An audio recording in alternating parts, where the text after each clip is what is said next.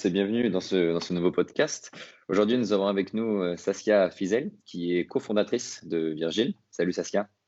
Salut Martin, merci pour ton invitation. Merci à toi de prendre un petit peu de temps pour nous parler de Virgile, c'est sympa. Donc, est-ce que tu pourrais expliquer un petit peu à ceux qui vont nous regarder quel est le modèle de Virgile et pourquoi Virgile? Bien sûr, en fait Virgile, c'est la toute nouvelle façon de devenir propriétaire pour les jeunes actifs. Le constat de Virgile, il est super simple et d'ailleurs c'est une réalité qui est devenue en fait si familière qu'on a tendance à oublier que c'est une réalité qui est dérangeante. Cette réalité, c'est que c'est devenu impossible pour les jeunes actifs qui n'ont pas d'apport de devenir propriétaires dans les grandes villes où ils travaillent.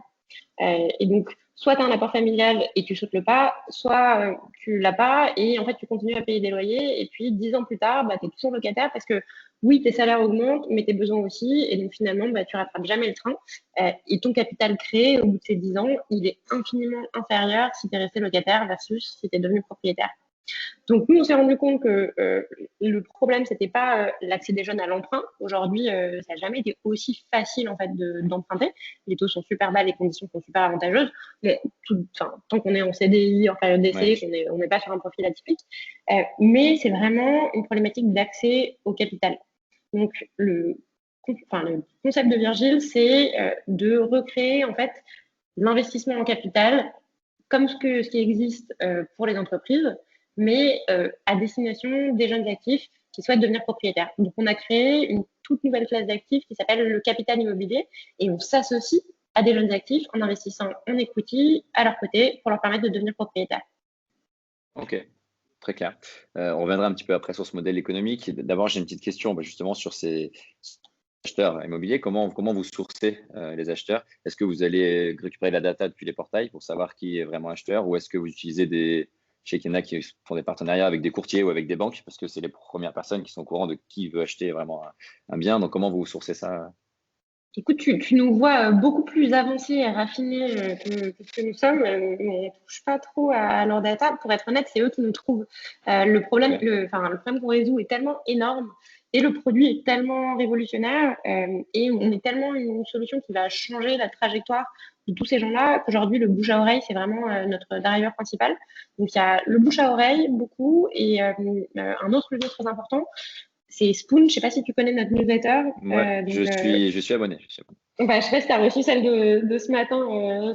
sur GameStop, mais en gros, on a lancé à peu près en même temps que Virgile une newsletter qui vulgarise un peu la finance personnelle, parce que l'on s'est dit, c'est pas seulement la construction de patrimoine qui est important pour les jeunes actifs à travers l'acquisition de la résidence principale, mais la construction de patrimoine au sens large. Et donc, on répond à plein de questions sur en fait, comment devenir un adulte financièrement. Et aujourd'hui, on a un peu plus de 12 000 abonnés en quelques mois d'existence et avec très peu de com sur le sujet. Et il y a énormément de gens qui arrivent chez Virgile à travers Spoon, notamment. Ok. D'accord. Bah, c'est plutôt une bonne nouvelle. Tu disais que vous n'étiez peut-être pas encore assez avancé, mais c'est une bonne nouvelle si on n'a pas besoin de tous ces partenaires pour trouver des clients. Si les clients viennent tout seuls, c'est toujours bon signe. C'est que le produit doit être suffisamment bon. Ça, c'est Ah, assez chouette. exactement. Et est-ce que vous portez, est-ce que vous investissez aux côtés de personnes qui veulent faire du locatif? Vous pouvez apporter un peu de capital pour ceux qui veulent faire du locatif ou c'est que pour les personnes qui veulent acheter un appartement pour y vivre? Non, nous, on a fait le choix d'être vraiment en fait des accompagnants pour les acquéreurs de résidence principale. Notre raisonnement derrière ça, c'est que en fait, aujourd'hui, le levier le plus simple pour en fait construire de l'épargne, c'est d'arrêter de payer des loyers. Et donc, le premier step, c'est vraiment de devenir propriétaire de ta résidence principale. Et on veut plutôt aider des jeunes actifs à construire leur patrimoine plutôt que, si je schématise les caricatures à Ouais. mort, des vieux rentiers à construire un patrimoine d'investissement locatif, même si tu as des jeunes aujourd'hui qui font aussi de l'investissement locatif.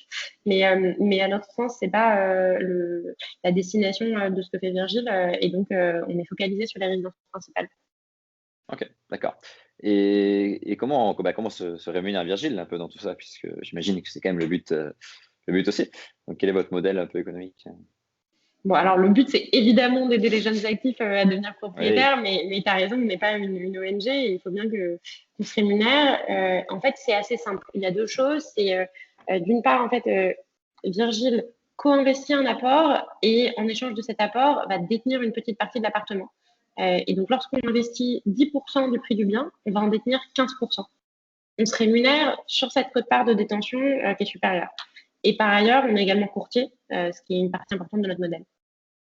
Et donc, vous vous rémunérez ensuite de l'appartement ou quand la personne rachète certainement rachète les parcs à Virgile? Exactement. En fait, on est une association qui dure maximum 10 ans.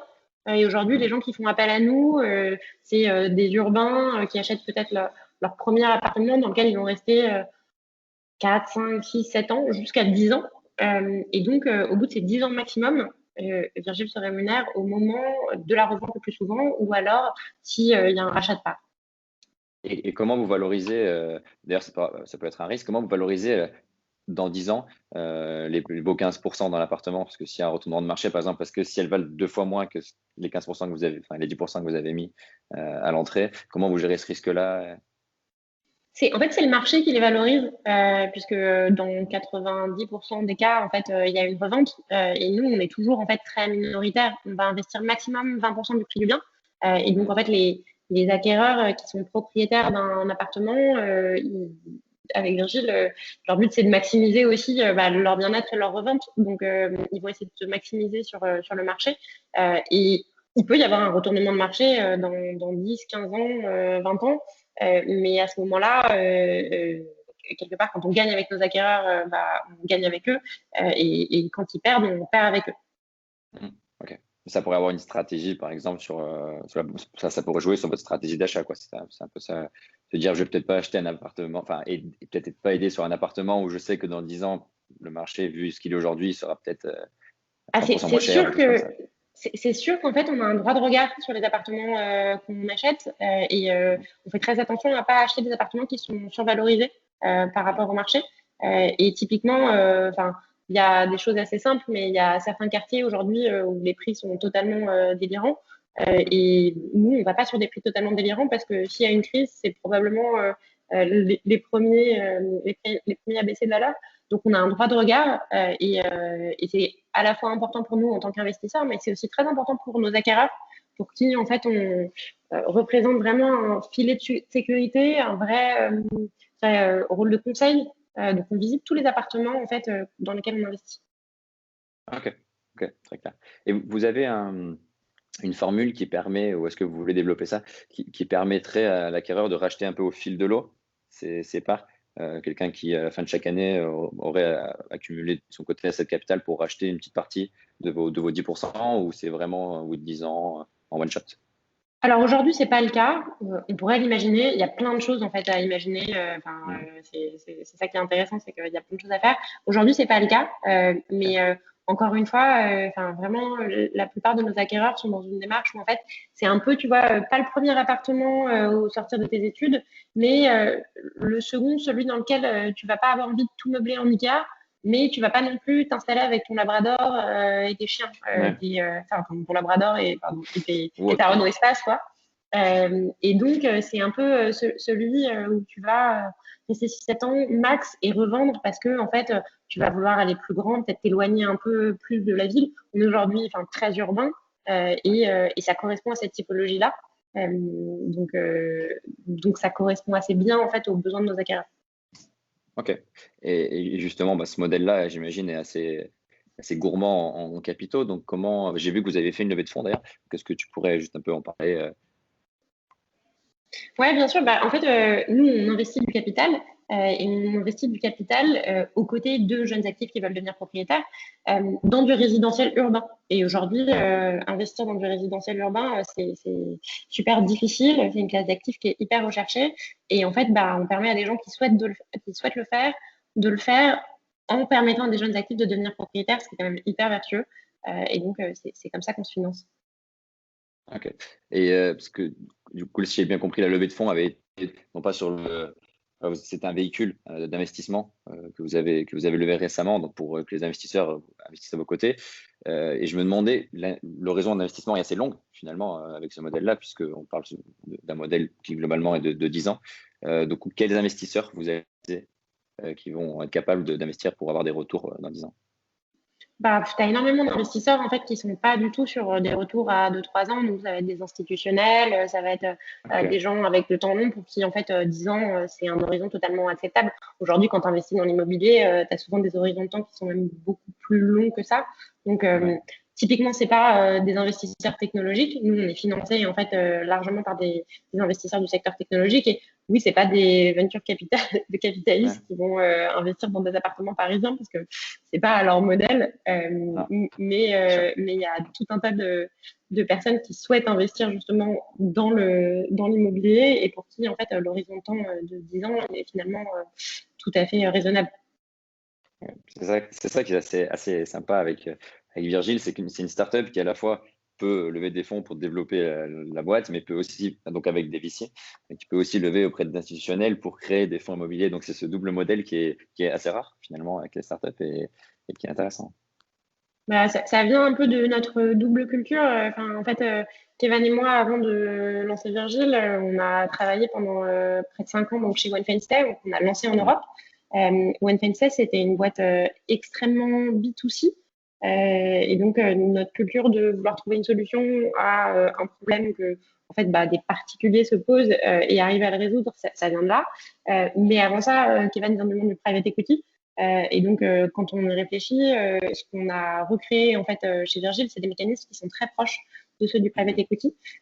Et réunir ces deux mondes, bah, c'est assez fascinant. Et d'ailleurs, enfin, on recrute en ce moment, donc j'en profite pour voilà, c'est le bon forum, mais on ouais, recrute chez Virgile et moi je dis souvent bah, aux candidats, mais enfin, c'est très transparent. En fait, c'est génial de bosser chez Virgile parce que tu as cette espèce de double casquette où tu parles à la fois en fait à des clients sur des projets hyper importants pour eux, avec donc en plus un temps assez long et en même temps il faut être hyper réactif parce que c'est des projets, enfin quand tu fais une offre sur un appartement, bah faut y aller tout de suite. Et ouais. en même temps sur le temps long à des investisseurs avec toute une partie financière hyper importante. Et donc, tu as un vrai une triple, quadruple casquette qui est assez rare en fait dans pas mal de modèles. Donc, c'est pour ça que c'est formidable de travailler chez Virgile. Donc, n'hésitez pas parce qu'on recrute beaucoup en ce moment. J- J'espère que ça sera noté par toutes les personnes qui vont regarder la vidéo et que ça permettra d'avoir quelques leads, pas de clients, mais de nouveaux membres. C'est parfait. Merci beaucoup, Saskia, d'avoir pris un peu de temps pour nous parler de Virgile. Avec plaisir. Tout a été très clair et puis j'espère qu'on se reverra bientôt et on vous souhaite beaucoup de réussite dans votre aventure. Ça marche, Martin. Bah, bravo pour le podcast et puis à bientôt. Merci beaucoup, à bientôt.